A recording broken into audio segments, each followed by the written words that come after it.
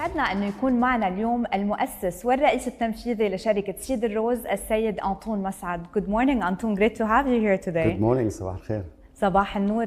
Antoun, when we say financial crimes, I think there's misunderstanding. People think sometimes that it's related only to financial institution because the word has financial, while it's any illegal activity which generates illegal financial gain, which can be human trafficking, modern slavery, anything. I know that your journey when you started, you were telling me, happened by chance, but I think deep inside, subconsciously, it's by choice. If you didn't like it or you didn't aspire always to fight for humanity and good cause, you wouldn't continue, even if it started by accident. Tell us about this journey. Thank you, Hala. To tell you about this journey, I need to go back a little bit in time.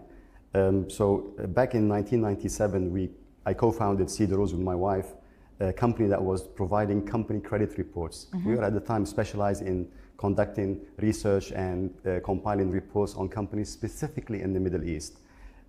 During the time as well, we obviously were able to access information difficult to obtain, research places that were too opaque and jurisdictions were not making information publicly available. This gave us certain expertise. A few years later, fast track to 2001, we started to receive inquiries on companies and individuals to investigate them, investigate their source of funds, their source of wealth, all in line with financial transactions at the time. And this is what brought us into this element and this industry, in fact. And Cedar Rose, and actually Cedar Rose, talking about Cedar Rose, first I'm curious why it's named Cedar Rose. And second, anyone now will Google the name Cedar Rose, it's a very prominent company which finds either financial risk solutions or compliance solutions. For people not from the domain, what does this mean as well? Sure. So the name Cedar Rose derives from two words, cedar being the emblem of my birth country, Lebanon, which I'm very proud of. I'm Lebanese and I grew up in Lebanon. And Rose is the emblem of England and my wife is English. So Cedar Rose stands for me and my wife, basically. So technically speaking, wonderful. Thank you. When we put the name Cedar Rose on any product of our company, we put in our name on it, my name and my wife's name, in fact. Now, going back to what I was saying earlier on the collection of information and the investigation and the research, we were, during the course of time, able to collect a lot of information, but that information came from different sources.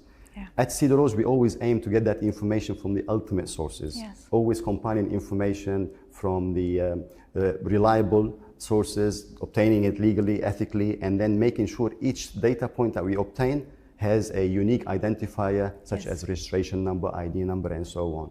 This made us create a very important database for research and investigations. Mm-hmm.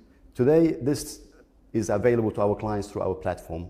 So through the platform, you are able to search for companies and individuals, find out about their ownership into their companies, their operations, their financial stability, and so on.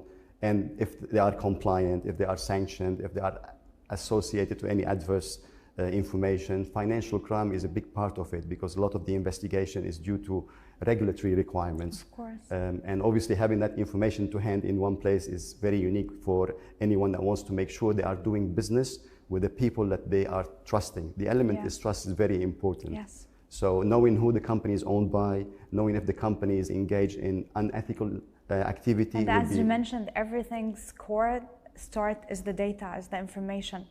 And I think also there's another misconception that when we fight for any crime, we just find the solution, we're reactive. We don't go to the core thing, which is the data. And the data, that's why we say data management, data privacy, data accuracy. The data has a path from the moment it's created until it's ended, like the life ends of the data, and it needs preserving. How do you manage your data? Because this is the core of everything.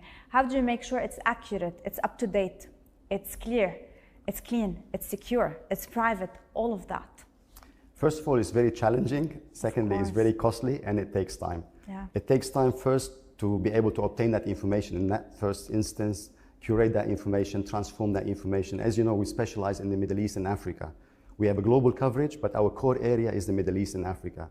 And we have a database today that is unmatched, is the largest, most comprehensive database of its kind. We have roughly about 50 million companies in our records. We have over 10 million UBOs in our database.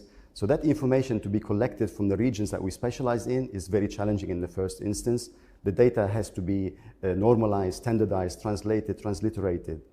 We do a lot of investment into the talent that does this for us and transform that data. Yeah. We invest a lot in the technology, and we invest a lot also in the security of the data. Actually, technology, the last two things you mentioned, technology and security. I know that many people would love, it's not like also would love, it's a necessity and something we need to have the right solutions to fight any risks or breaches or potential red flags or anything.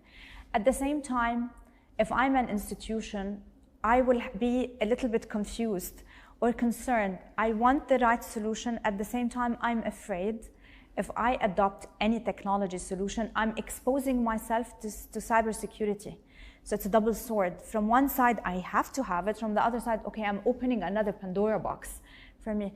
How do you manage this fine line between, Sure. It's very challenging. Yes, sure. I totally understand. It has two elements to it. First of all, the data, the privacy side of it, and then the security part of it.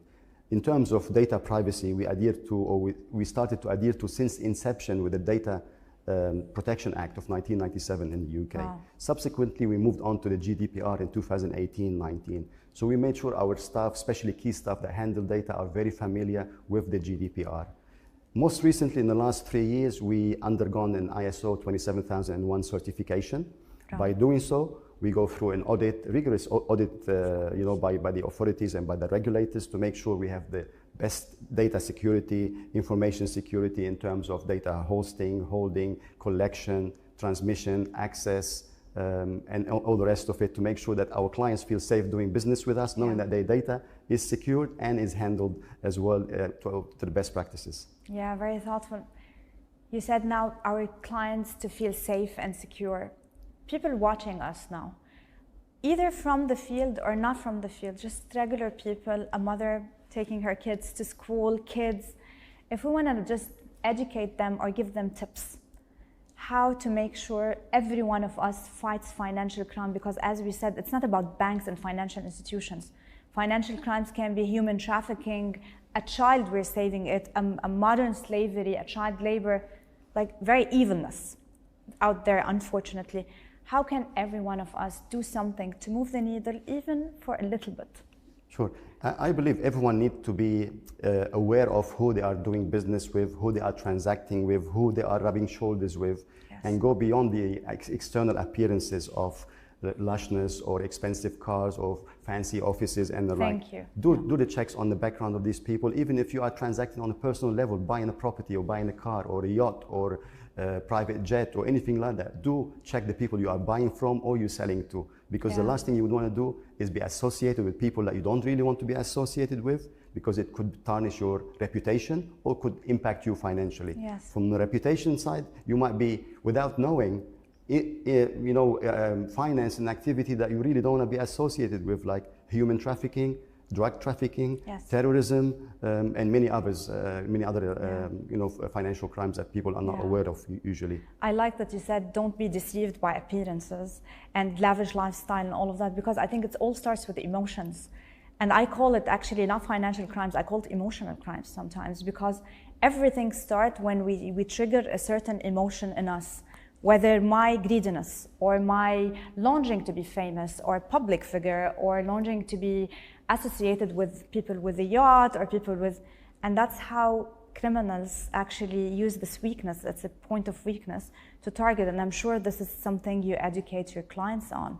And that's why whom to deal with, their suppliers.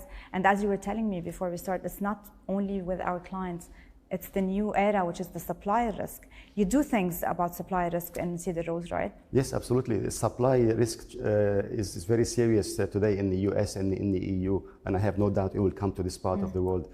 It's in fact been acted as a regulation in the law in the EU countries. So people need to be not aware only of their client doing their KYC, but also be aware of their own subsidiaries and their own supply chain, including 10, 20, 30 companies down the line. They can't say, oh, I'm a company based in Germany, I don't care about my supplier in Dubai or in Lebanon or somewhere like that. They are responsible for that. Absolutely, it's very important. Antoun Massaad, wishing you an amazing fight against financial crimes and for humanity. And thank you so much for being with us today. Thank you for hosting me. Thank you very much to you and to Dubai TV. Thank you. Thank you.